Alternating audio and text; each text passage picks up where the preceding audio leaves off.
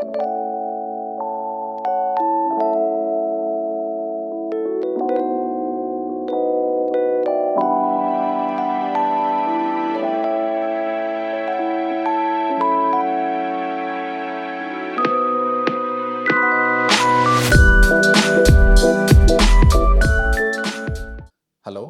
Welcome. तो आज हम डिस्कस करने वाले हैं कि कैसे मेरा जो एजुकेशन चैनल है द एडू का, जो जिसमें मैं आसाम के जो स्टूडेंट्स हैं, कॉम्पिटिटिव एग्ज़ाम जो भी आसाम में होते हैं उसके लिए मैं प्रिपरेशन कराता हूँ। तो वहाँ पे एजुकेशन कंटेंट मैं कैसे डिसाइड करता हूँ या फिर मैं कैसे स्क्रिप्टिंग करता हूँ, बेसिकली वही हम आज डिस्कस करने वाले हैं। तो देखिए, टॉपिक चूज़ करना और टॉपिक के बारे में लिखना दोनों अलग चीज़ होता है। आज मैं टॉपिक चूज़ करना आपको नहीं बता रहा हूँ, मैं आज सिर्फ़ कैसे टॉपिक को मैं लिखता हूँ, कैसे उसका प्रोसेस करता हूँ, वो मैं बताने वाला हूँ। तो देखिए, जब आप कुछ भी आपके दिमाग में चल रहा है कि मेरे मेरे एक एजुकेशन चैनल है, मैं उसमें पढ़ाना चाहता हूँ या फिर मैं पढ़ा रहा हूँ, स्टूडेंट्स को ये डिमांड है, स्टूडेंट्स का आप भलाई चाहते हो आप, या फिर आप मतलब ये चाहते हो कि वो लोग कुछ सीखें। तो हर वक़्त आपके दिमाग में एक चलता रहता है कि मुझे क्या पढ़ाना चाहिए, क्या पढ़ाने से उन लोगों का बेनिफिट होगा। चाहे आपका व्यूज़ कम आए, चाहे आपका कमेंट कम आए, डिसलाइक हो जाए, वो कोई फ़र्क नहीं पड़ता, आपका कंटेंट अच्छा होना चाहिए। तो तब क्या होगा कि आपका दिमाग में कभी भी कोई भी टॉपिक क्लिक कर सकता है। आप चल रहे हो, बाथरूम में हो या फिर सो रहे हो या फिर कहीं जा रहे हो, किसी से बात कर रहे हो, यूट्यूब का अपना जो कमेंट सेक्शन है वो देख रहे हो, तब भी आपका एक टॉपिक क्लिक कर सकता है कि यस, मुझे इसके रिगार्डिंग एक वीडियो बनाना चाहिए। तो मेरा भी कुछ वैसा ही है, मुझे क्लिक हो जाता है। जैसे कि अभी एक टॉपिक क्लिक हो गया था, मैंने क्या किया कि मार्कर उठाया, जो यहाँ पे वाइट का जो शीट है व्हाइट बोर्ड का, वहाँ पे मैंने लिख लिया कि क्या-क्या टॉपिक मुझे पढ़ाना है। तो उसमें मुझे लगा कि एडीआरई का जो एडीआरई का मतलब होता है कि आसाम में एक कंबाइंड कॉम्पिटिटिव एग्ज़ाम होता है, ग्रेड 3 एंड ग्रेड 4 का। तो वो एग्ज़ाम हो गया है अभी। वो एग्ज़ाम होने के बाद फिर से अभी होगा। तो फिर से जब स्टूडेंट्स लोग प्रिपेयर करेंगे, उनको एनालिसिस चाहिए होगा। तो इसके लिए प्रीवियस ईयर क्वेश्चन, यानी कि 2024 में जो एग्ज़ाम हुआ था, उसके जो प्रीवियस ईयर क्वेश्चन है, उसको मैं एनालिसिस करूँगा। वही टॉपिक में एनालिसिस मतलब वीडियो डालूँगा। एनालिसिस में मैं क्या करूँगा, कैसे करूँगा, स्क्रिप्टिंग कैसे करूँगा, तो मुझे बेसिकली प्रीवियस ईयर क्वेश्चन चाहिए होगा। तो मैं वेबसाइट से जाके प्रीवियस ईयर क्वेश्चन लाऊँगा।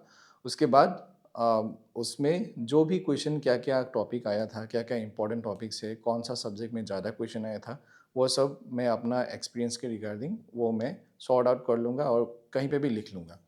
तो लिखने के लिए आपको 2 चीज़ आप कर सकते हो, या तो ऐसा नोटबुक ले सकते हो या फिर डिजिटल कर सकते हो। डिजिटल जैसे कि मैंने डिजिटली नोशन में भी मैं करता था, अभी भी करता हूँ कभी-कभी। कभी-कभी मैं इसमें भी करता हूँ। तो ये इसमें पेन एंड पेपर लो, आप लिख लो, जो भी है आपका एनालिसिस आपने किया, क्या-क्या इम्पोर्टेंट टॉपिक आपको मिला, सिर्फ़ ऐसे लिख जाओ। जैसे कि मैंने यहाँ पे एक लिखा हुआ है। एक ये काफ़ी पुराना वीडियो मैंने बनाया था, इसमें भी लिखा हुआ है क्या-क्या मैं बोलूँगा।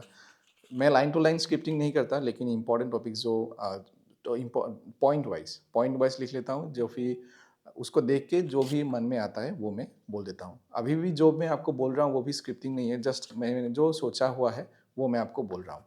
उसके बाद आप फिर दूसरा कर सकते हो कि डिजिटल, या फिर नोशन यूज़ कर सकते हो। नोशन एक सॉफ्टवेयर है जिसमें आप फ़ोन में, टैबलेट में या फिर पीसी में चला सकते हो, या फिर कोई भी और डिजिटल ऐप्स जो प्रोडक्टिविटी आपका इंक्रीज़ करता है, या नोट यूज़ कर सकते हो, नोटपैड यूज़ कर सकते हो जो फ़ोन में है, और कहीं पे भी है, मैं आपको बोलूँगा बाद में। तो कहीं पे भी आप यूज़ कर सकते हो, जो भी आपके लिए अच्छा है। तो वहाँ पे आप क्या करो, लिख लो, उसके बाद आप टाइप कर लो, उसके बाद वो देख के आप वीडियो आप क्रिएट कर सकते हो। तो मैं आप लोग ये देख रहे हो, मैं ये अमेज़न से लिया था, ये ऐसा भी आप कुछ यूज़ कर सकते हो, या फिर आप लोगों के पास अगर नोटबुक है, नोटबुक यूज़ कर सकते हो। तो 2 टाइप है, डिजिटल एक और रिटन। उसके बाद जो भी है, मैंने जो भी लिखा था वो मैं मतलब करता हूँ। मैं लाइन टू लाइन स्क्रिप्टिंग नहीं करता, पहले भी बताया।